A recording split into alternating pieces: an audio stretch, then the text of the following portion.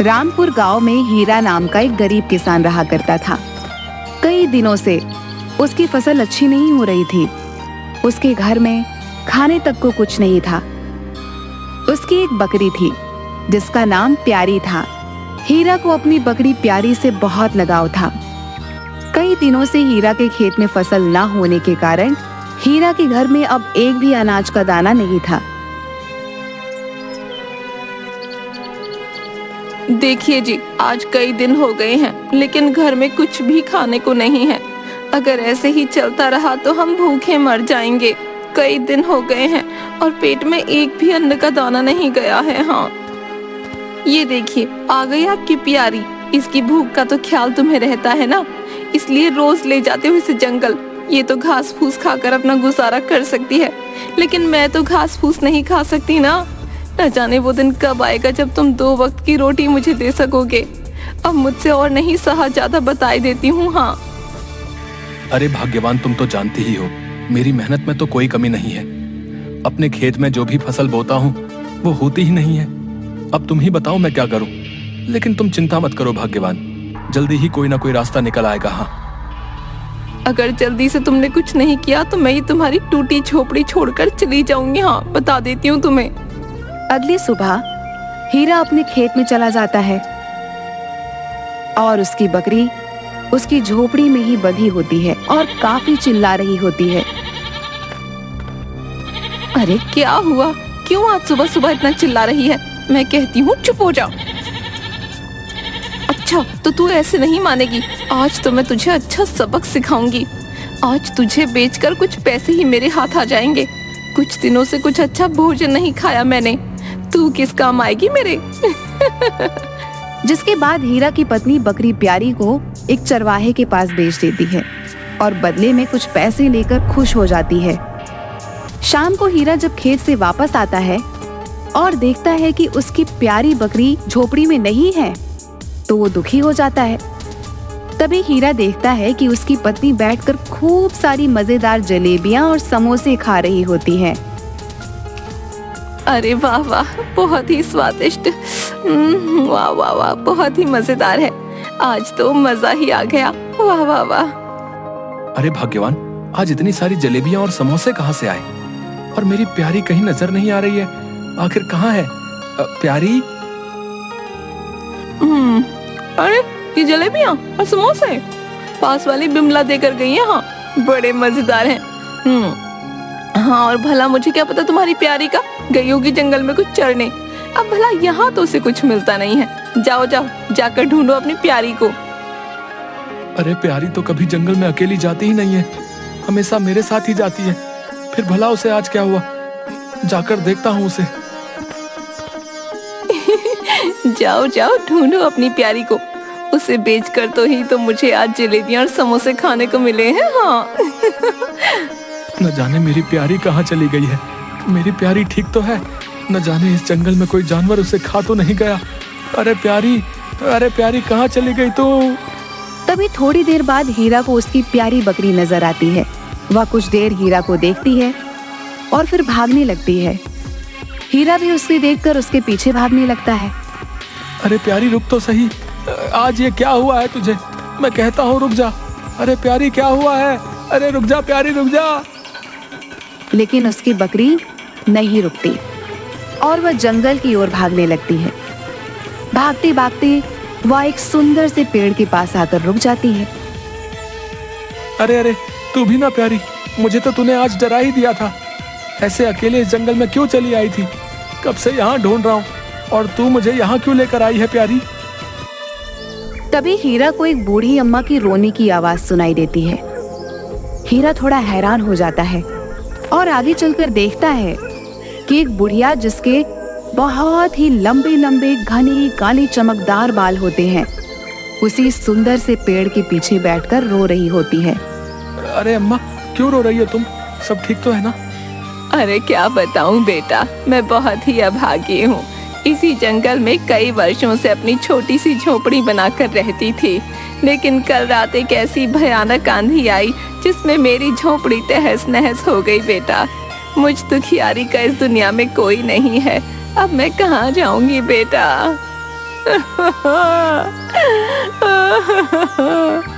अरे अम्मा, तुम रोती क्यों हो? तुम दुखी मत हो अम्मा। तुम मेरे साथ मेरे घर चलो।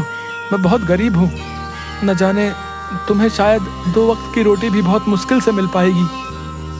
अरे वाह बेटा, तू कितना नेक दिल इंसान है। आज से तू ही मेरा बेटा है। मैं बहुत बूढ़ी हो चुकी हूँ। तेरे घर जो मुझे भोजन मिलेगा मैं उसमें ही संतुष्ट हो जाऊंगी। बेटा, मुझे अपने साथ अपने घर ले चल। अच्छा तो ठीक है माँ, तुम मेरे घर में मेरी माँ बनकर ही रहना। मुझे बहुत खुशी होगी। तभी उसकी पत्नी हीरा के साथ बूढ़ी अम्मा को देखकर वो बहुत गुस्सा हो जाती है। अरे अरे अरे, आज ही किसे ले आए तुम? क्या देखते नहीं हो? आखिर मैं कहती हूँ कौन है ये बुढ़िया और तुम्हारे साथ क्या कर रही है? अरे भगवान, आज से ये अम्मा मेरी माँ है और हमारे साथ ही रहेंगी। जैसी भी रूखी सूखी रोटी हम खाते हैं माँ भी वही खा लेगी। इनका इस दुनिया में कोई नहीं है, इसलिए मैं इन्हें जंगल से अपने साथ ले आया। अरे वाह वाह, ये भी कोई बात हुई भला? क्या जानते नहीं हम दोनों का ही गुजारा कितनी मुश्किल से हो पाता है, और एक और मुसीबत लेकर आ गए। अच्छा अच्छा भाग्यवान, अब गुस्सा मत करो। आज से ये ही मेरी माँ है। इनका इस दुनिया में और कोई नहीं। जाओ, रसोई में जो भी खाने को हो वो अम्मा के लिए ले आओ। खुद एक वक्त की रोटी नहीं खा पाते, ऊपर से ले आए इस अम्मा को यहाँ। अरे घर में तो कुछ नहीं है सिवाय कुछ चावल के दानों के। भला उनसे इस अम्मा का पेट थोड़े ही भरेगा। तुम भी न जाने किसे ले आए। खुद एक वक्त की रोटी नहीं खा पाते हैं, ऊपर से ले आए इस अम्मा को यहाँ। अरे बेटिया, मैं उन थोड़े से चावल के दानों से ही अपनी भूख मिटा लूंगी। तुम दुखी मत हो, मुझे बस वही चावल के दाने लाकर दे दो। अच्छा अच्छा ठीक है, लाकर देती हूँ तुम्हारे लिए चावल के दाने। मैं भी तो देखूं भला, बहुत ही कम मात्रा में चावल के दानों से तुम अपनी भूख कैसे शांत करोगी।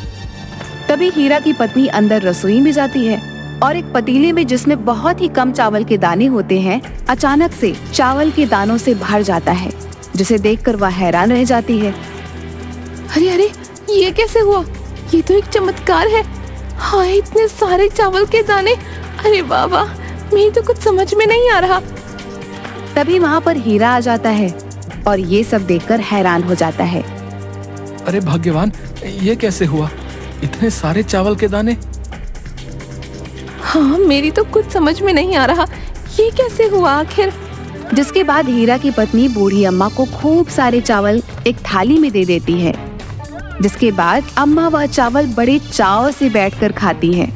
तभी हीरा की पत्नी बूढ़ी अम्मा के लंबे लंबे बाल बड़े ध्यान से देखती है, जो काफी चमक रहे होते हैं। अरे वाह, इस बुढ़िया के बाल तो कितने लंबे और चमकदार हैं। वाह वाह, इतने सुंदर बाल। इस जैसे बाल तो पूरे गांव में किसी के नहीं हैं। हाँ। अरे वाह वाह, ये तो सच में बहुत स्वादिष्ट भोजन है। वाकई हीरा बेटा, मेरी आत्मा को शांति मिल गई। वाह वाह, बहुत ही मजेदार।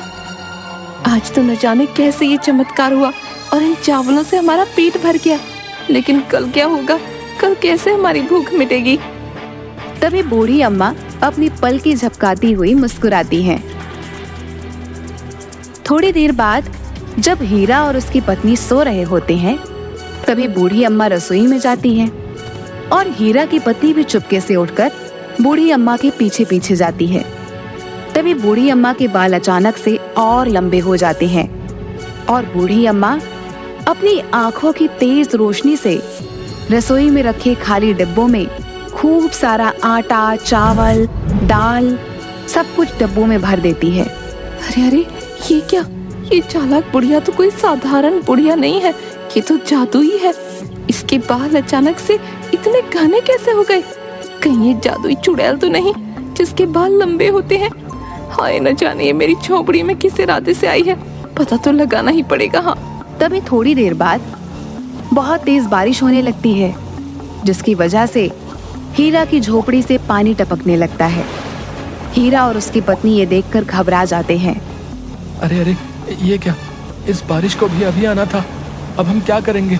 हमारी टूटी झोपड़ी में से बरसात का पानी टपक रहा है। हाय हाय, अब हम क्या करेंगे जी? मेरी तो कुछ समझ नहीं आ रहा। क्या करेंगे? इस बरसात के टपकते पानी में ही हमें रात बितानी होगी। इस बरसात को भी अभी आना था। हाय हाय। अगली सुबह हीरा जब उठता है तो ये देखकर हैरान हो जाता है कि उसकी टूटी झोपड़ी के सामने बहुत सारी ईंटें लगी हुई हैं। अरे भाग्यवान, जल्दी आओ, ये देखो हमारी झोपड़ी के सामने आखिर इतनी सारी ईंटें आई कहाँ से? मुझे तो कुछ समझ में नहीं आ रहा है। अरे अरे, मुझे तो लगता है ये भगवान का चमत्कार है। उन्होंने हमारी सुन ली जी। इन ईंटों से तुम अपनी टूटी फूटी झोपड़ी को एक पक्के घर में बदल दो। हाँ बस, और मुझसे रहा नहीं जाता इस टूटी झोपड़ी में। अरे हाँ हीरा बेटा, लगता है ये भगवान की ही मर्जी है। तू इन ईंटों से अपनी टूटी झोपड़ी को पक्का कर ले। जिसके बाद हीरा खुशी से सिर हिलाता हुआ उन ईंटों से अपना घर बनाने लगता है और देखते ही देखते बहुत सुंदर सा घर बन जाता है। अरे वाह वाह, हमारा कितना सुंदर घर बनकर तैयार हो गया जी। देखिए तो, ये देखने में कितना सुंदर लग रहा है। अरे वाह वाह। हाँ भाग्यवान, तुम बिल्कुल सही बोल रही हो। हमारा घर देखो तो सही, कितना सुंदर है। हाँ बेटा, देख रही हूँ। हीरा बेटा, तेरा घर तो बहुत सुंदर है। वाह वाह, सब ऊपर वाले की मर्जी है बेटा। उसके खेल निराले हैं बेटा। जिसके बाद बूढ़ी अम्मा हंसने लगती है। मुझे तो लगता है ये जादू भी इस जादुई चुड़ैल बुढ़िया का ही है। अब मुझे जल्दी कुछ करना होगा। हाँ, कहीं ऐसा ना हो कि हम दोनों को खा जाए। नहीं नहीं, मुझे जल्दी ही इस जादुई चुड़ैल का पता लगाना ही होगा। आधी रात को जब बूढ़ी अम्मा सो रही होती है, तभी चुपके से हीरा की पत्नी अपने हाथ में एक बड़ी सी कैंची लेकर सोती हुई बूढ़ी अम्मा के पास जाती है। अब आएगा मजा। अब देखती हूँ इस जादुई चुड़ैल के लंबे घने बालों में कोई जादू है। मैं इसके ये बाल ही काट दूंगी। हाँ फिर देखती हूँ कैसे दिखाती है अपना जादू। और उस बूढ़ी अम्मा की सारी बाल काट देती है। जिसके बाद हीरा की पत्नी वहाँ से चली जाती है और तभी बूढ़ी अम्मा की आँख खुलती है और वो शीशे में अपने बाल को देखकर जोर जोर से हंसने लगती है। अरे ये पगली भी ना बहुत ही नासमझ है। अभी जानती नहीं है मुझे। मैं कोई साधारण बुढ़िया नहीं हूँ। तभी बुढ़िया की जादुई शक्ति से उसके बाल फिर से लंबे हो जाते हैं। अगली सुबह जब हीरा की पत्नी बूढ़ी अम्मा को छुप कर देखती है तो हैरान रह जाती है। अरे अरे अरे, ये क्या? इस जादुई चुड़ैल बुढ़िया के बाल फिर से आ गए। हाय, ये क्या हो रहा है? मेरी तो कुछ समझ नहीं आ रहा। ये तो कोई बड़ी मायावी चुड़ैल लगती है। इसका तो मुझे पता ही लगाना पड़ेगा। तभी आधी रात को बूढ़ी अम्मा सो रही होती है और हीरा की पत्नी छुपकर उसे देख रही होती है। तभी अचानक से बूढ़ी अम्मा अपनी आंखें खोलती हैं और बाहर जंगल की ओर जाने लगती हैं। हीरा की पत्नी भी बूढ़ी अम्मा के पीछे पीछे जाने लगती है और तभी वह देखती है कि बूढ़ी अम्मा जंगल में तालाब के पास जाती है और अचानक से उस तालाब के पास जाकर एक बहुत सुंदर स्त्री बन जाती हैं, जो बहुत सारे जेवर पहने होती है। और तभी तालाब में एक छवि आती है जो दिखने में बहुत ही भयानक होती है। प्रणाम रानी परी, अब आपका समय धरती लोक पर थोड़ा ही शेष बचता है। आप एक जादुई नगरी से हैं और परियों की रानी भी। जादुई नगरी को आपका इंतजार है।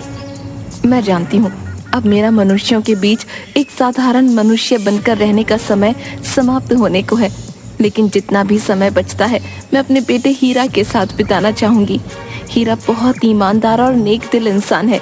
मैं बहुत जल्दी ही जादुई नगरी वापस आ जाऊंगी। जी रानी परी, जो आपकी इच्छा। अब मैं चलती हूँ। जिसके बाद छवि वहाँ से गायब हो जाती है। तभी हीरा की पत्नी जो छुपकर देख रही होती है। अरे अरे, इसका मतलब ये बुढ़िया जादुई चुड़ैल नहीं बल्कि जादुई नगरी की परियों की रानी है। अरे वाह वाह, कितने अच्छे भाग्य हमारे। अब मुझे समझ आ गया, मैं इन परियों की रानी को ऐसे नहीं जाने दूंगी। थोड़ी देर बाद हीरा की पत्नी अपने घर आती है और हीरा को सारी बात बताती है। अरे मालती, तुम ये क्या बोल रही हो? क्या सच में माँ कोई जादुई नगरी की रानी परी है? मुझे तो यकीन ही नहीं हो रहा है। अरे हाँ हाँ, बिल्कुल सच बोल रही हूँ। मैंने सब अपनी आंखों से देखा है। वो परियों की रानी परी है। हाँ,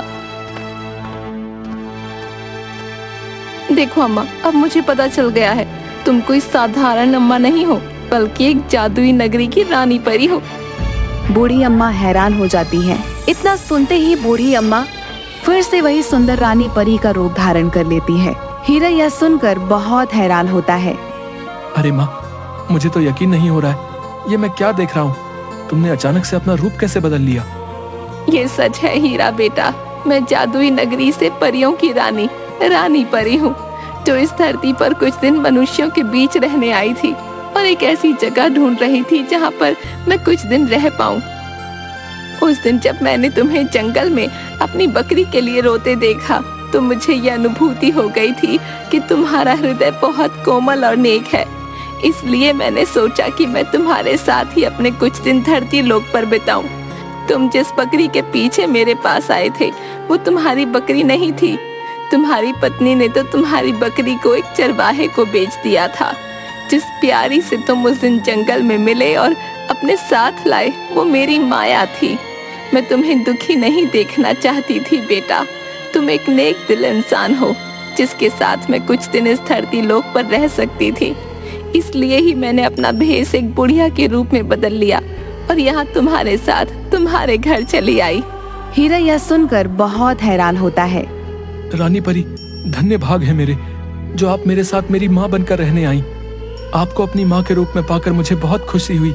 रानी परी, देखो रानी परी, तुम तो जानती ही हो, तुमने इतने दिन हमारे साथ बिताए हैं, तो मैं तुमसे कुछ मांगना चाहती हूँ। तुम जादुई नगरी से हो, मेरे पति ने तुम्हें अपनी माँ समझा है, इसलिए तुम्हें मेरी इच्छा पूरी करनी होगी। हाँ, आखिर क्या इच्छा है तुम्हारी? मैं अवश्य ही पूरा करूंगी, बताओ मुझे। तभी हीरा की पत्नी काफी सोच में पड़ जाती है और 2 मिट्टी के घड़े लेकर आती है। ये रहे मिट्टी के घड़े, तुम इन दोनों घड़ों को धन और सोने चांदी से भर दो। मैं बहुत अमीर हो जाऊंगी। हाँ, इतना धन पाकर तो हमारी सारी समस्या दूर हो जाएगी। हाँ। अच्छा ठीक है, अगर तुम्हारी यही इच्छा है तो मैं जरूर तुम्हारी ये इच्छा पूरी करूंगी बेटी। लेकिन इन दोनों मिट्टी के घड़ों में से तुम्हें सिर्फ पहले घड़े को ही छूना है, क्योंकि उसी में तुम्हारे लिए इतना धन और सोना चांदी होगा जो तुम्हारे जीवन के लिए पर्याप्त होगा। दूसरा मिट्टी का घड़ा लालच का घड़ा है। इस घड़े को तुम हाथ मत लगाना, वरना अच्छा नहीं होगा बेटी। और तभी देखते ही देखते दोनों मिट्टी के घड़ों में सोने चांदी भर जाते हैं। हीरा की पत्नी यह देखकर बहुत खुश हो जाती है। अरे वाह, इतना सारा सोना चांदी। वाह वाह, अब तो मैं बहुत अधिक धनवान हो जाऊंगी। अच्छा हीरा बेटा, अब मेरे यहाँ से जाने का वक्त हो गया है। तुम्हारे साथ कुछ दिन बिताकर मुझे आनंद मिला, लेकिन मालती बेटी, तुम ध्यान रखना, जो भी मैंने तुमसे कहा है, इन दोनों घड़ों में से केवल पहला घड़ा ही छूना, वरना परिणाम अच्छा नहीं होगा। जिसके बाद वो रानी परी वहाँ से गायब हो जाती है। अरे वाह वाह, कितना सारा धन! अब जरा इस धन से भरे घड़ों को छू कर तो देखो। वाह वाह वाह, कितना सारा धन! अब तो मैं पूरे गांव में सबसे अधिक धनी हो जाऊंगी।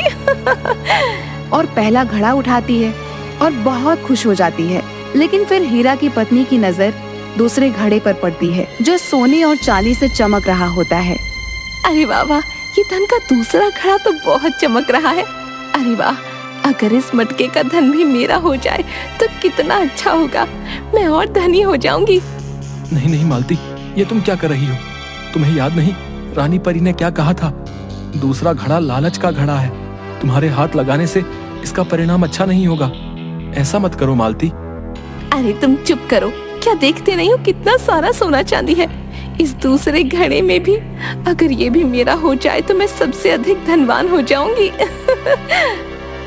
जिसके बाद हीरा की पत्नी जैसे ही वह घड़ा उठाती है, अचानक से सारा सोना चांदी काले रंग के कीड़ों में बदल जाता है। अरे अरे, ये क्या हो गया? हाय हाय हाय, सही कहा था रानी परी ने मुझे, लालच के घड़े को हाथ नहीं लगाना चाहिए था। हाय हाय, मेरे अधिक धन पाने के लालच के कारण ही ये सब हुआ। ये तुमने क्या किया मालती? रानी परी ने कहा था दूसरा घड़ा मत छूना, लेकिन तुम्हें तो सबसे धनवान होना था। देखा तुम्हारे लालच ने क्या कर दिया।